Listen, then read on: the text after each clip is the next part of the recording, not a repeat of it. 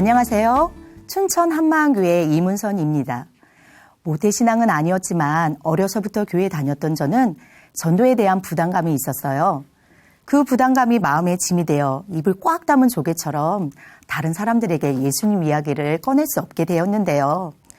이 시간에 부활하신 예수님을 만나 전도에 대한 부담감을 벗어버리게 된 이야기를 나누고자 합니다. 저는 7살 때부터 교회에 다녔는데요. 어려서부터 교회에 다니다 보니 자연스럽게 전도에 대한 말씀을 많이 듣게 되었어요. 중고등부에 올라가면서 전도는 예수 믿는 자들의 당연한 의무요, 특권이라 생각하며 친구들을 전도하기 시작했습니다. 그러던 중 호기심 많고 질문이 많은 한 친구를 만나게 되었어요. 친구에게 예수님 믿자, 예수님 믿고 같이 천국 가자 하니 예수님을 어떻게 믿냐며 고개를 흔들더라고요. 저도 지지 않고 원래 그래, 믿음은 들음에서는 아는 거야. 잘 믿어지지 않으니까 교회에 가서 말씀을 들어보자 했는데요. 몇 번의 끈질긴 시도 끝에 드디어 그 친구와 함께 교회에 가게 되었어요. 교회에 가면서 야, 전도의 기쁨이 이런 거구나. 정말 신이 났습니다. 그러나 그 기쁨은 그리 오래가지 못했어요. 예배 중에 전도사님께서 예수님은 성령으로 잉태하여 태어났다고 말씀하시는데 친구가 손을 번쩍 들더니 이런 이야기를 어떻게 믿냐며 막 따지는 거예요. 예배는 순식간에 찬물을 끼얹은 것처럼 조용해지며 정적만 흘렀는데요. 그 모습을 지켜보던 저는 어휴, 쟤는 어쩌려고 저래? 마음 졸이며 쥐구멍만 찾았습니다. 결국 그날 예배는 어색한 분위기로 끝이 났어요. 그런데 갑자기 제 뒷머리가 찌릿찌릿하며 뜨거워지는 거예요. 무슨 일인가 뒤를 돌아보니 글쎄 교회 친구들이 한마음 한뜻 되어 저를 째려보고 있는 거였어요. 순간 마음이 철렁하며 전도를 함부로 하면 큰일 나겠구나 생각이 들더라고요. 그때부터 전도에 대한 부담감이 생기기 시작했어요. 골치 아픈 일을 겪고 나니 전도에 대한 마음이 주춤해지는 거예요. 그러나 한 번 어려움을 겪었다고 포기할 수 없잖아요. 예수님께서 마지막까지 부탁하신 일인데 그렇게 다시 일어서려는 저에게 더 강한 KO 펀치를 날리는 일이 생겼어요. 하루는 또 다른 친구에게 전도를 했는데 그 친구는 아주 완강했어요. 그러나 제 마음이 너무 간절했기에 어떻게든 예수님을 믿게 하고 싶었습니다. 성경 말씀과 예수님이 우리 죄를 위해 십자가에서 죽으셨다고 전하는데 갑자기 말을 툭 끊더니 내 속에 뭔가 뜨거운 것이 있는 것 같아. 그건 나도 인정할게. 그런데 사람마다 어떻게 다 똑같니? 머리로 이해도 안 되고 믿어지지 않은 것을 억지로 강요하지 마. 2000년 전에 내가 태어나지도 않았는데 어떻게 예수가 내 죄를 위해 죽어? 친구는 어이없다는 듯이 말했는데요. 저는 무척 속상했지만 뭐라 대답할 수가 없었어요. 할 수 있는 것은 하나님, 친구의 마음을 열어주세요. 생각을 바꿔주세요. 이 친구도 예수님 믿고 천국 갈 수 있도록 도와주세요. 간절히 기도하는 것밖에 없었습니다. 대학에 올라가서는 답답한 마음에 전도 훈련을 받기도 했는데요. 교대에 다니고 있던 저에게 딱 맞는 어린이 대상 전도 훈련이었어요. 전도에 대한 특강을 듣기도 했고요. 잘 짜여진 프로그램과 전도 멘트를 암기하고 거리로 나가 전도 실습도 했어요.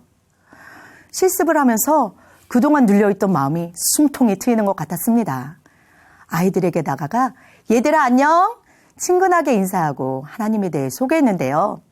하나님은 우리 눈에 보이지는 않지만 살아계신 분이야. 그리고 우리를 위해 아들을 이 땅에 보내주셨어 하니 아이들은 잘 받아주었어요. 어찌나 좋은지 눈물이 날 것 같았어요. 이래서 어린아이 같은 자가 천국에 들어간다는 말씀이 있는 거구나 생각이 들었습니다. 훈련을 마치고 돌아와 친구들을 전도했는데요. 아이들에게 했던 것처럼 하나님에 대해 소개했어요. 그랬더니 눈에 보이지도 않는 하나님은 어떻게 믿니? 그리고 천국이 있는지 없는지는 죽어봐야 아는 거 아니야? 하는 거예요. 얼른 성경 말씀을 찾아 읽어주었는데 글쎄 성경을 어떻게 믿어? 이제 그만해. 짜증을 내더라고요. 저는 복음과 성경 말씀이 다른 사람들에게 확실한 증거가 되지 못하는 것이 실망스러웠어요. 분명 복음에는 능력이 있다고 말씀하셨는데 하나님 살아계심을 믿는 것이, 성경을 믿는 것이, 예수님을 믿는 것이 왜 이렇게 어려울까 고민이 되더라고요. 말씀 교제 중에는 성령님께서 비춰주시면 복음이 쉽다고 했지만 기도할 때는 하나님, 당신을 믿는 것이 왜 이렇게 어렵습니까? 전도하는 것이 너무 어렵고 두렵습니다. 눈물을 흘리곤 했습니다. 그러다 교회 안에 유명한 전도법이 소개되었어요. 전도가 두려운 당신, 일단 찔러라. 이 구호를 외치며 모두 열심히 전도했는데요. 전도할 때 복잡하게 생각하지 말고 고구마를 찔 때 익었는지 안 익었는지 젓가락으로 찔러보는 것처럼 이 사람이 예수님을 믿을 때가 되었는지 일단 한번 찔러본다는 거예요. 항상 전도에 대한 부담감이 있었던 저는 그냥 찔러보면 된다는 것이 좋더라고요. 유쾌한 전도 사례를 반복해서 듣다 보니 그래, 나도 한번 찔러보자 용기가 났어요. 아는 분께 예수님 믿으면 너무 좋아요 하니 네, 감사합니다 하더라고요. 그 다음 만났을 때 제가 기도하고 있습니다 하니 네, 고맙습니다 하며 웃는 거예요. 정말 부담이 없었어요. 마치 안녕하세요 인사하는 것처럼 마음이 편했습니다. 그렇게 한 명, 두 명 다른 사람들도 계속 찔러보았는데요. 시간이 지나면서 언제까지 이렇게 찌르기만 하지? 평생 찔러보다 끝나는 거 아니야? 생각이 들었어요. 좋은 말도 한두 번이지. 언젠가는 성경 말씀과 예수님 이야기를 꺼내야 하잖아요. 그러다 보니 사람을 만날 때마다 언제 어떻게 예수님 이야기를 시작해서 어디까지 말해야 할지 모르겠더라고요. 이런 일이 반복되면서 마음이 점점 힘들어졌어요. 결국 다른 사람들에게 예수님 이야기를 꺼낼 수 없게 되었습니다.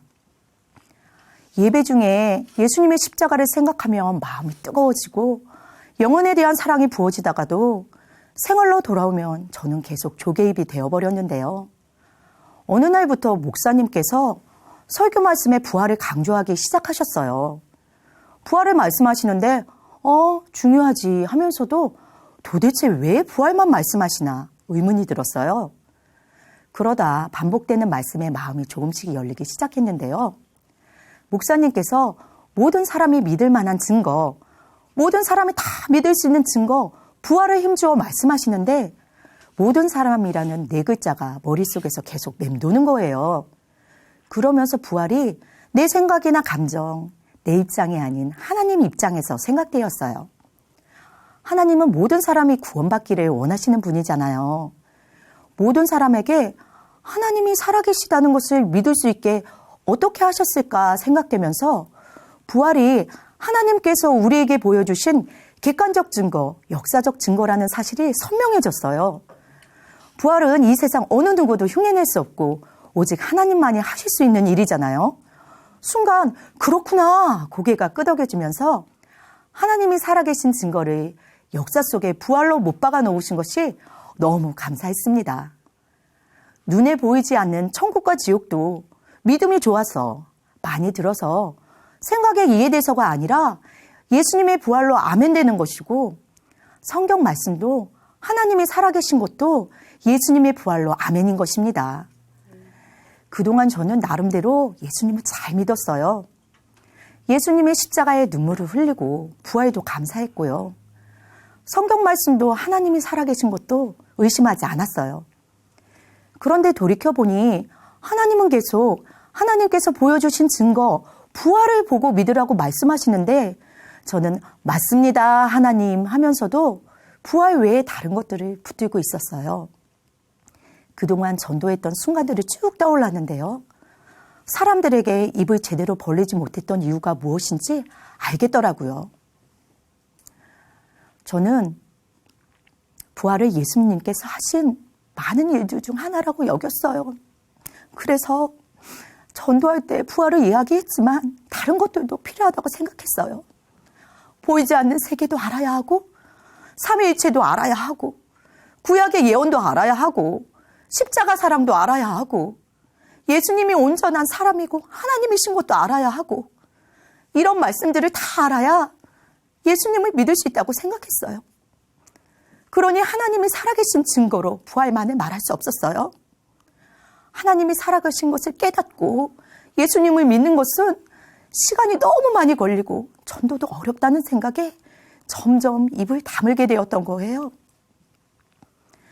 목사님께서 예배 중에 여러분 교회 다니면서 부활을 안 믿는다는 사람이 어디 있겠어요? 다 믿는다고 하지. 그런데 부활이 진짜면 부활하신 예수님이 진짜 하나님이면 말씀하시는데 그 순간 세상과 다른 사람들은 보이지 않았어요. 창조주 전능하신 하나님과 저와 꼭 단둘이 있는 것 같았습니다. 부활하신 예수님 앞에 엎드리는데 눈물만 나왔어요. 하나님이 나를 위해 이 땅에 오시고 내 죄를 위해 십자가에서 죽으시고 부활하셨다는 것이 그렇게 마음 아플 수가 없었어요. 모든 것이 나 때문이었어요. 예수님이 이 땅에 오신 이유도, 예수님이 십자가에서 죽으신 이유도, 예수님이 부활하신 이유도 바로 나 때문이었어요. 하나님의 피조물을 위해, 나 같은 죄인을 위해 자신의 모든 것을 버리시고 생명까지 주신 거예요.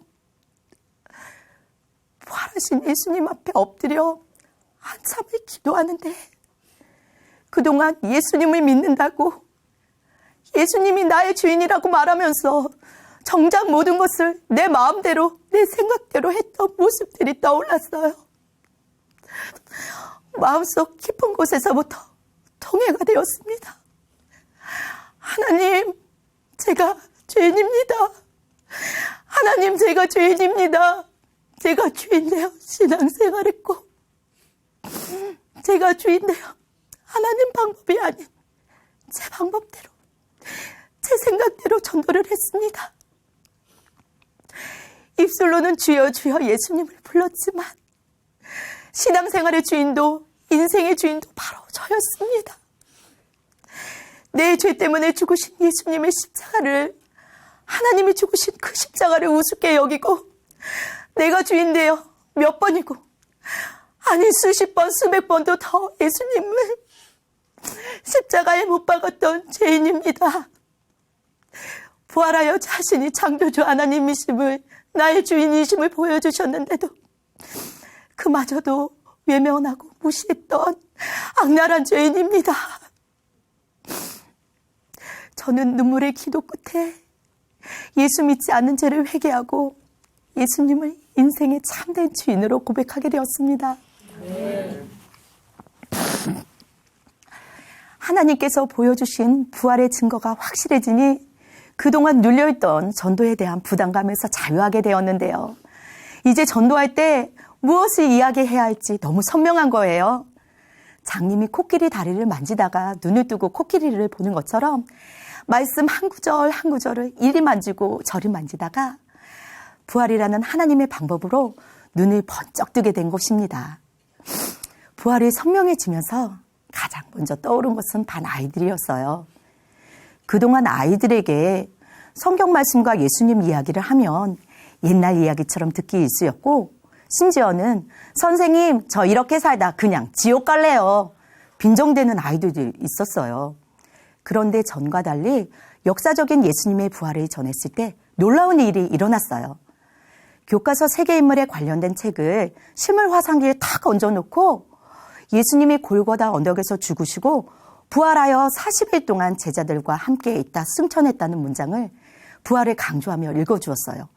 그랬더니 아이들의 입에서 야 정말이네, 진짜 예수님이 살아나셨네, 놀라운 반응이 일어났어요. 예수님의 부활 앞에 아이들은 하나님이 살아계신 것을 아멘하게 되었습니다. 그 후 우리 반에서는 매일 아이들과 성경을 읽고 복음을 나누는 일이 시작되었어요. 찬양도 함께 불렀는데요. 하나님이 세상을 이처럼 사랑하사 찬양을 부르며 얘들아 선생님하고 천국에 꼭 같이 가자 약속했습니다. 적극적으로 관심을 보이는 아이들은 따로 교제도 하고 성경 공부도 했어요. 어떤 아이들은 옆반 친구들을 데려오기도 했고요. 복음으로 하나 되는 우리 반은 날마다 기쁨이 더해만 갔습니다. 하루는 친하게 지내던 언니와 교제를 하게 되었어요. 언니는 교회 다니고 있지만 하나님이 살아계신지도 모르겠고 구원받은지도 모르겠다고 고민하고 있었어요. 언니에게 예수님께서 부활하셨잖아 말하니 멈칫하다가 잘 모르겠다고 하더라고요. 말씀을 잘 받는 사람들처럼 부활 말씀에 감격되지도 않고 성경에 모르는 말씀도 많고 말씀대로 잘 살지도 못한다고 작은 소리로 대답했어요. 저는 그 모습을 보며 안타까운 마음이 들었는데요. 하나님을 믿는 것은 그런 것이 아니라 하나님께서 보여주신 증거 부활을 보고 믿는 거야 말했어요. 그랬더니 부활을 보고 믿는다고? 깜짝 놀라더라고요. 맞아 언니. 우리가 어떻게 하나님이 살아계신 것을 알 수 있겠어? 하나님께서 보여주신 증거를 보고 믿는 거야. 그 증거가 바로 요나의 표적 부활이야 했는데요. 놀라운 것은 부활을 전하면 전할수록 천국이 더 확실해지고 예수님께서 나를 위해 죽으신 십자가가 더 큰 은혜로 다가오더라고요. 그렇게 전도의 기쁨이 더해가는 어느 날 한 선배 언니가 속상하다며 친구 이야기를 꺼냈어요. 친구 아들이 15층 아파트에서 떨어져 자살했다는 겁니다. 한참 이야기를 듣다가 언니가 아이의 이름을 말하는 순간 망치로 머리를 얻어맞은 것 같았어요. 15층에서 뛰어내린 아이는 초등학생 때 제가 담임했던 아이였습니다. 저는 얼른 그 당시도 기억을 더듬어 갔는데요. 그 아이가 예수님을 믿었다고 생각할 장면이 없었어요. 그 아이의 얼굴이 점점 선명해지며 눈에 눈물이 핑 돌더라고요. 전능자께서 이 땅에 왔다 가셨는데 그것을 모르고 사망 권세 아래 종교를 타다 결국 자살한 아이가 너무 마음이 아팠어요. 사실 그때는 제가 아이들에게 복음을 제대로 전하지 못할 때였거든요. 아무 말도 하지 못하겠더라고요. 귓가에 내가 사랑하는 영혼을 너에게 맡겼는데 도대체 너는 무엇을 했느냐? 내가 잃어버린 영혼을 너에게 맡겼는데 도대체 너는 무엇을 했느냐? 하나님의 절규가 들리는 것만 같았습니다. 그 소식을 접한 이후로 저는 만나는 사람들에게 예수님께서 부활하심을 통해 하나님이 살아계신 것과 예수님이 우리의 주인이심을 믿을 수 있다고 전하고 있어요. 요즘은 교회 지체들의 신앙 고백이 담긴 간증 영상으로 전도를 하는데요. 부활하신 예수님을 주인으로 믿어 모든 문제를 해결받고 천국을 소망하며 살아가는 지체들의 이야기는 전도하기에 딱 좋아요. 400명이 넘는 많은 간증이 나오다 보니 전도하는 사람의 상황에 맞게 영상을 소개하며 전도를 하는데요. 어떤 신앙의 문제가 있든지 어떤 인생의 문제가 있든지 모든 문제 해결은 단 하나, 부활하신 예수님을 주인으로 모시면 모든 사람이 변할 수 있어요. 네. 삶이 변한 모델이 있으니까 전도할 때 더욱 힘이 나더라고요. 전도에 대한 부담감으로 입을 꽉 다문 조개처럼 지냈던 제가 지금은 이 땅에서 가장 귀한 전도의 기쁨을 누리고 있는데요. 하나님께서 허락하신 자리에서 더욱 크게 입을 벌려 하나님의 마음을 시원케 해드리는 자가 되겠습니다. 예수는 나의 주, 감사합니다.